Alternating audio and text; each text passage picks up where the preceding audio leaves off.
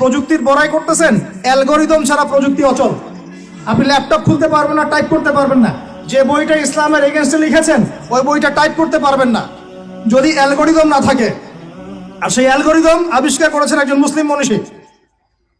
Medical সায়েন্সে যাবেন, medical সায়েন্সের যত থিওরি আছে ইবনে সিনার বইয়ের উপর দাঁড়িয়ে আছে। এই যে আপনি ফিলোসফিক্যাল থটসের কথা বলেন, দার্শনিক মতবাদগুলোর কথা বলেন, আপনি ইমাম গাজ্জালির বাইরে যেতে পারবেন না। আমি ইবনে রুশদের বাইরে যেতে পারবো না। আপনি অ্যাস্ট্রোফিজিক্সের কথা বলেন, এই কেমিস্ট্রির কথা বলেন, জাবির ইবনে হাইয়ান ছাড়া কেমিস্ট্রি অচল। তোমরা এগুলো জানো না? জীববিজ্ঞান এরা পারবে? জীববিজ্ঞান কি ইবনে সিনার থিওরির বাইরে যেতে পারবে? ম্যাথামেটিক্সে ওমর খৈয়ামের বাইরে যেতে পারবে? আল খোয়ারিজমির বাইরে যেতে পারবে? ইবনে রুশদের বাইরে যেতে পারবে? এরকম বহু নাম বলতে থাকলে সারা রাত যাবে, আমার কাছে নোট করা আছে। এমন কোন সাবজেক্ট নাই।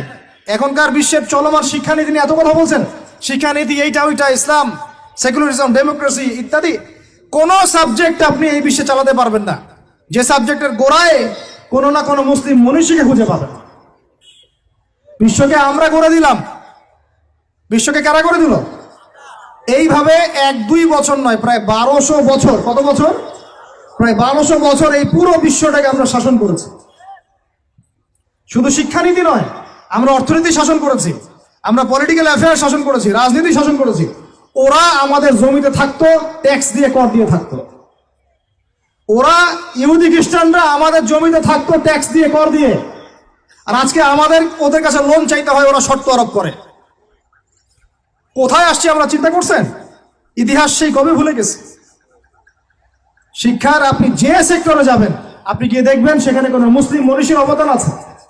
আপনি আল খোয়ারিজমি বাদ দিয়ে, ইবনে রুশকে বাদ দিয়ে, ইমাম গাজ্জালিকে বাদ দিয়ে, জাবির ইবনে হাইয়ানকে বাদ দিয়ে, ইবনে সিনাকে বাদ দিয়ে, এনাদেরকে বাদ দিয়ে আপনি সাহিত্য খুঁজে পাবেন না, আপনি দর্শন খুঁজে পাবেন না, আপনি ম্যাথামেটিক্স খুঁজে পাবেন না, কেমিস্ট্রি, ফিজিক্স, সায়েন্স খুঁজে পাবেন না।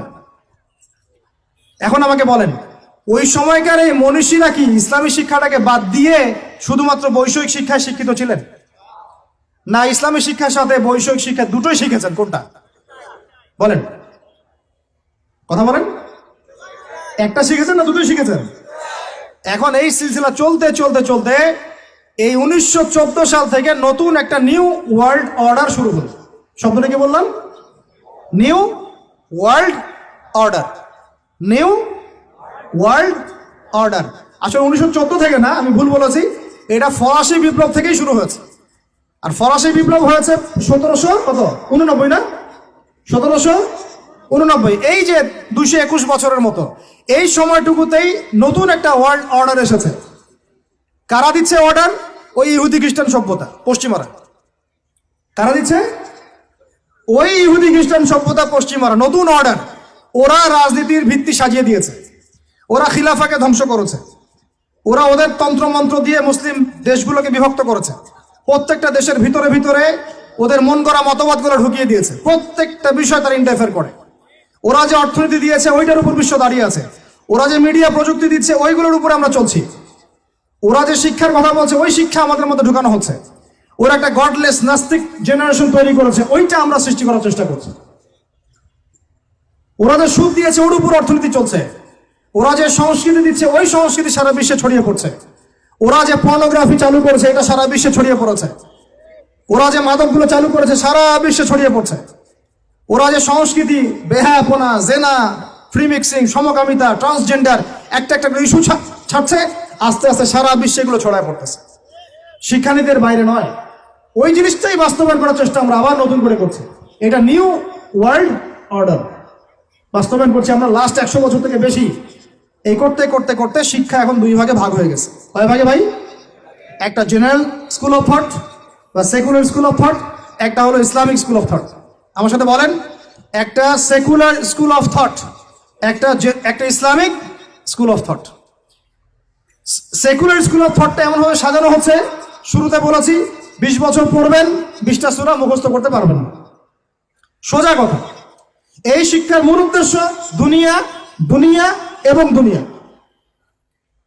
দুনিয়া শিক্ষার দরকার নাই তা বলছি না, বলছি এই শিক্ষাটা ইসলামকে কাট অফ করে, বিবর্জিত করে শুধু দুনিয়ার দিকে ফোকাস করছে।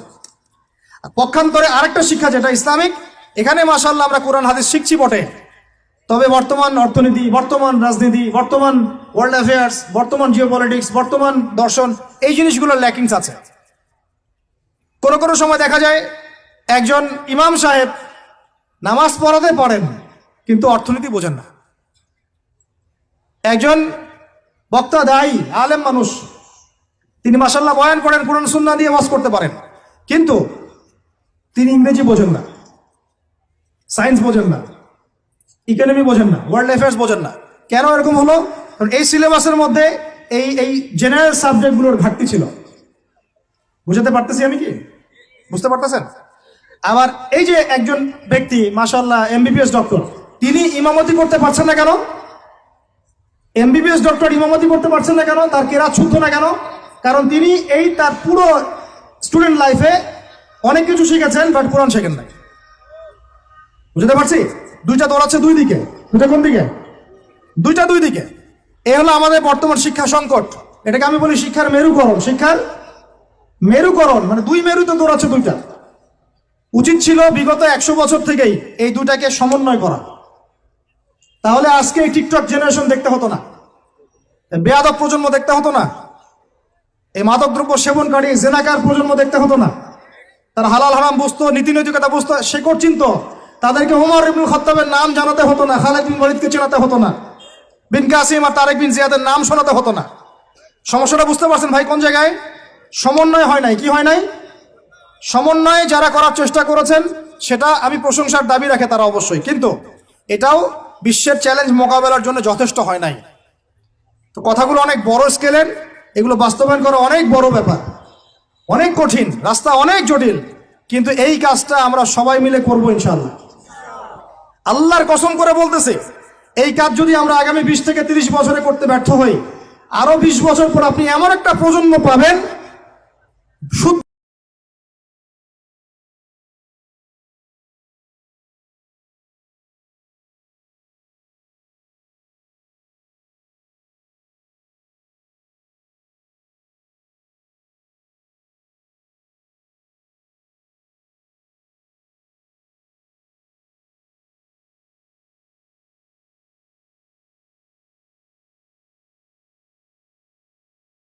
সমন্বয়ের পথ ও পদ্ধতি কয়টা?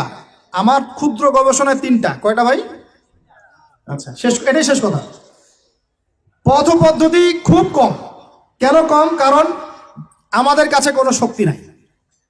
এখানে বসে অনেক কথা বললাম, অনেক কিছু বোঝানোর চেষ্টা করলাম, এই পর্যন্তই। আমার হাতে কোনো ক্ষমতা নাই, এবং আমার মতো হাজার হাজার আবু তো আদনান বা আপনার মিজানুর রহমান আজহারি, হ্যাঁ, আরো যারা বড় বড় স্কলার আছেন, কেউই কিছু করতে পারবেন না। কেন? কারণ আমাদের হাতে কোনো পলিটিক্যাল পাওয়ার নাই, আমাদের হাতে কোনো সোশ্যাল পাওয়ার নাই, আমাদের হাতে কোনো আপনার কি বলে শাসন ক্ষমতা আমাদের হাতে নাই। কে করতে পারবেন? যিনি একজন সৎ নেতা, যিনি একজন সৎ নেতা, যোগ্য নেতা, যাকে আল্লাহ দিনের বুঝ দিয়েছেন, যার কোরআন সুন্নাহর জ্ঞান আছে, দিনের বুঝ আছে, সমকালীন প্রেক্ষাপট সম্পর্কে সচেতন, তিনিই করতে পারবেন ইনশাআল্লাহ। আমরা দোয়া করে আল্লাহ পাক যেন এমন মানুষ উপর থেকে নিয়ে আসে, বলেন আমিন। আল্লাহ পাক এমন মানুষ উপর থেকে নিয়ে আসে, এরকম যোগ্য মানুষদেরকে আল্লাহ পাক উপরে নিয়ে যান। কেন পারবেন? উপর থেকে ঢেলে একটা শিক্ষানীতি চালু করতে পারবেন, তিনি মানুষকে ফোর্স করতে পারবেন এই শিক্ষানীতির উপর আমার জাতি চলবে, যেখানে জেনারেল শিক্ষা, ইসলামিক শিক্ষার একটা সর্বোচ্চ সমন্বয় থাকবে। এরকম কোন নেতা আসলে পরে প্রত্যেকটা স্কুলে, প্রত্যেকটা কলেজে, প্রত্যেকটা বিশ্ববিদ্যালয়ে ইনশাআল্লাহ দেখবেন ইসলামী শিক্ষা ঢুকে গেছে ইনশাআল্লাহ। একই সাথে প্রত্যেক মাদ্রাসায় বর্তমান যুগোপযোগী জ্ঞানগুলো ঢুকে যাবে ইনশাআল্লাহ। তিনি পারবেন সবাইকে এক টেবিলে বসাতে। এটা আমার আপনার সাধ্যের মধ্যে নাই, কিন্তু আপনাকে পথ দেখাতে পারবো। কি দেখাতে পারবো? তো বলতে পারবো যে কিভাবে হলে সম্ভব হতো। এটা একটা বিশাল জিনিস। এই জায়গা থেকে যদি শক্তি না আসে ইসলাম মুসলিমদের, নিচু লেভেলে আপনি যত কাজই করেন এটা সাস্টেন করবে না। এইটা একটা পথ। যদি আমাদের উপরে এমন কোন নেতৃত্ব আসে যারা প্রত্যেকটা শিক্ষা ব্যবস্থাকে ঢেলে সাজাতে পারবে, ইনশাআল্লাহ জাতিকে বাঁচানো সম্ভব, এখনো সম্ভব, আযাব আসার আগেই বাঁচানো সম্ভব। আমার কথা বোঝা যায়? 1 নাম্বার পথ। এই পথটা কঠিন না সহজ? বলেন। মারাত্মক কঠিন। এটা কি? মারাত্মক কঠিন, কারণ এটা সম্পূর্ণ আল্লাহ পাকের ইখতিয়ার। কারণ কুলিল্লাহুম্মা মালিকাল মুলক তুতিল মুলকা মান তাশা ওয়া তানজিউল মুলকা মিম্মান তাশা। আল্লাহ পাক হচ্ছেন ক্ষমতার অধিকারী, যাকে ইচ্ছা ক্ষমতা দেন, যার ইচ্ছা কেড়ে নেন। আয়াতটা মনে আছে? তুতিল মুলকা মান তাশা ওয়া তানজিউল মুলকা মিম্মান তাশা ওয়া তুইজ্জু মান তাশা ওয়া তুযিল্লু মান তাশা বিয়াদিকাল খায়র। আল্লাহ পাকের হাতেই এই সব ক্ষমতা, তিনি দিতে পারেন, নিতে পারেন, ইজ্জত দিতে পারেন, কমাতে পারেন। এটা একটা পথ।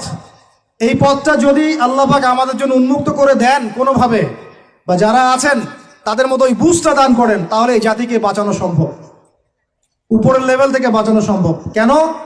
কারণ আমরা যদি সবাইকে মাস্ক পরতে ফোর্স করতে পারি, আমরা সব শিক্ষা প্রতিষ্ঠানে প্রাইমারি লেভেলে কোরআন শিক্ষা বাধ্যতামূলক করতে পারি। কথা বোঝা যায়? আমি যে মাঠে বসে কথা বলছি, এটা তো ইউনিভার্সিটি না, ডিগ্রি কলেজ।